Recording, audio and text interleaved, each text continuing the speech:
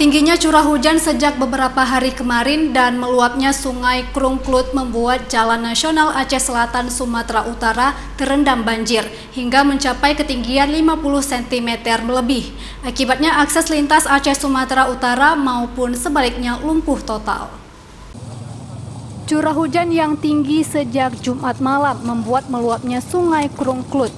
Alhasil badan jalan lintas penghubung Aceh Selatan Sumatera Utara terendam banjir. Ketinggian air mencapai 30 hingga 50 cm lebih, mengakibatkan kendaraan pun tak bisa melintas. Akibatnya arus lalu lintas lumpuh total. Sejumlah mobil angkutan dan masyarakat pengguna jalan lainnya terjebak macet akibat terendamnya arus lalu lintas di kawasan tersebut sedalam 50 cm.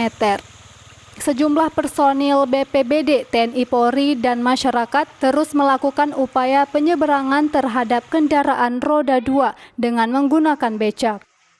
Selain badan jalan, luapan sungai juga merendam pemukiman rumah warga hingga berbagai fasilitas umum seperti sekolah dan pondok pesantren. Untuk kejadian banjir pada hari ini, hari Sabtu, ini akibat dari meluapnya Sungai Klut dan beberapa sungai di wilayah Aceh Selatan. Nah, dari keadaan yang kami dapati di lapangan, ini tentunya kita berupaya pertama sekali untuk keselamatan jiwa dan pemenuhan terhadap kebutuhan pokok. Kondisi air kini mulai berangsur-angsur surut. Sementara ini pemerintah daerah terus mensuplai bantuan kepada masyarakat yang terdampak banjir. Dari Kabupaten Aceh Selatan, Ihda Ifan, iNews melaporkan.